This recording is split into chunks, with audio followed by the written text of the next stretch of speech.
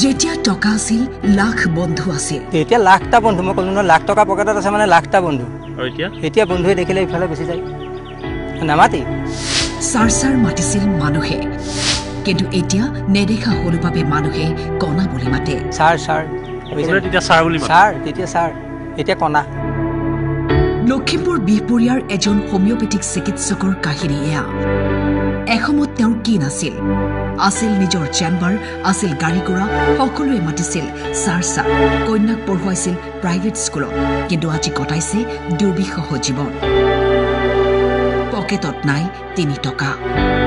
কিন্তু মোৰ এতিয়া 3,75,000 উঠাই 3 টকা 75 পইচাও নাই জীৱনত শিকিলো পইচা থাকিলে সব পইচা নাথাকিলে একো নাই আজি পইচা আছে যদি সব আছে পইচা নাই সব একোই নাই তেতিয়া টকা আছিল কাৰণে মোক একদম তেল মাৰি সবে এটো কৰা হেতু কৰা এটো কৰা হেতু কৰা সাৰ সকলোৱে তেতিয়া সাৰ বুলি মাতে সাৰ তেতিয়া সাৰ এতিয়া কণা আন্দোগিক জীৱনদান দিয়া চিকিৎসকজন এতিয়া হৈ পৰিছে অসহায় দৃষ্টিশক্তি হেৰুৱাৰ পিছত ৰাজীৱ বৰাৰ লগ এৰিলে বহুতে 10,000 টকা লাখ বুলি ক'লে মই 15,000 দিছিলো যা লৈ যা মোক ইন্টাৰেষ্ট নালাগে পইচাটো ঘূৰাই দিবি খালি তেতিয়া বন্ধু অভাৱ নাই তেতিয়া লাখটা বন্ধু মই ক'লো ন লাখ টকা পকেটত আছে মানে লাখটা বন্ধু আৰু এতিয়া বন্ধুৱে দেখিলে ইফালে গুচি যায় নামাতি ছোৱালীয়ে কয় এইটো তোমাৰ লগৰ আমুক এইটো তোমাৰ লগৰ আমুক এতিয়া ইফালে গুচি যায় সাইড কাটি গুচি যায় মই হোমিওপেথিক চিকিৎসক আছিলোঁ হোমিওপেথিক চিকিৎসক থাকোঁতে মই বিহপুৰীয়াত এখন আৰ্জেণ্টিনা হোমিও ক্লিনিক নামেৰে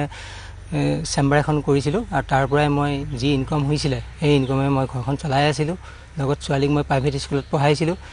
কৰোণা যেতিয়া আহিলে সেই সময়তে মোৰ লাহে লাহে চকুৰ প্ৰব্লেম আহি এটা সময়ত মই এতিয়া নেদেখা অৱস্থা হৈ গ'ল যিটো মোৰ ইনকাম আছিলে সেই সময়ত সেই ইনকামৰ পইচা অলপ আছিলে সেইটো সময়ত চলিলোঁ তাৰপিছতে এইটো আপোনাৰ হিমন্ত বিশ্ব শৰ্মাই অৰুণোদয় আঁচনি উলিয়াইছিলে কিমান টকা পাই 830 টকা তেতিয়া প্ৰথম পাইছিলোঁ তাৰপিছত 1000 টকা গ'ল এতিয়া 1250 টকা আপোনাৰ মোবাইলত ৰিচাৰ্জ কৰাৰ পিছত যিকেইটা পইচা থাকে সেইকেইটা পইচা ঘৰ চলিবলৈ মোৰ নাতে মানে অকল আপুনি সেইটো পইচা এতিয়া ঘৰ চলে অকল সেইটো পইচা আৰু ছোৱালীয়ে দুটা আগত টিউচন কৰিছিলে এতিয়া আজি 4 মাহৰ পৰা মই দুটা টিউচন এৰিব মাত্ৰ এটা আছে 500 টকা এসাজ খাই এসাজৰ বাবে চিন্তা কৰিবলগীয়া অৱস্থা পৰিয়ালটোৰ আগতে মোক দেউতাই স্কুল ভানত নিয়ে হেৰিলে স্কুললে তেতিয়াতো বহুত অৱস্থা ভাল আছিলে যিটো লাগে বুলি কওঁ সেইটোৱে আনি দিয়ে এদিন মোৰ লগত বিট মাৰিছিলে আজি স্কুটি আনিব পাৰিবা নি সেইদিনাখনে মোৰ লগত বিট লাগি স্কুটিও লৈ আনিছে ঘৰলে ইমান আছিলে আৰু হঠাৎ সব নিখে হৈ গ'ল এতিয়া মানে এসাজ খাবলৈও চিন্তা দেউতাই কৈছে বহুদিন মাছ মাংসই খাই পোৱা নাই হয় সেইটো সঁচা এতিয়া মানুহে হাঁহিও লাভ নাই মিছা কৈছে বুলি কাৰণ 1250 টকাত এখন ঘৰ কেতিয়াও নচলে পঢ়ি আছো কলেজতো যথেষ্ট ৰেহাই দিছে কিন্তু হলেও ঘৰখন চলাত বহুত অসুবিধা হয় মুখ্যমন্ত্ৰীৰ পৰা লাভ কৰা আঁচনিৰ অধীনত মাহেকত লাভ কৰা 1250 টকাৰে জীৱন নিৰ্বাহ কৰিছে চিকিৎসকজনে খালি নিমখটোৱে তেলটোৱে বছৰত মই এদিনো মাছ মাংস খাই পোৱা নাই এতিয়া আগতে 365 দিনে মাছ আৰু মাংস খাইছো মানে পইচা অভাৱ নাছিল তেতিয়া পইচা মোৰ অভাৱ নাই তেতিয়া চেম্বাৰ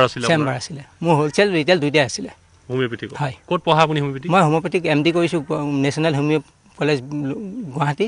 আৰু আৰএমপি কৰিছো মই কলকাতা আপোনাৰ সম্পূৰ্ণ নামটো ডাক্তৰ ৰাজীৱ বৰা চিকিৎসকজনে এতিয়া মুখ্যমন্ত্ৰীৰ পৰা বিচাৰিছে সহায় 1 কেজি দালি আমাৰ এমাহ যাবলগীয়া হৈছে তাকে নহলে মানে একদম বহুত কষ্ট আকৌ ক'ত পইচা পাব 1 কেজি দালি আমাৰ হয় 1250 টকা ক'ত চলে আৰু কণা বুলি কয় কিছুমানে কিন্তু সহ্য নহয়তো আমাৰ তেখেতে আগতে খুৱাই আছিলে ভালকে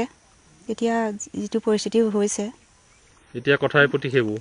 পাতি হেবু মানে ভগৱানকে হেৰি কৰি আছো আৰু মুঠে কেনেকৈ ঘৰখন ভালকৈ থাকে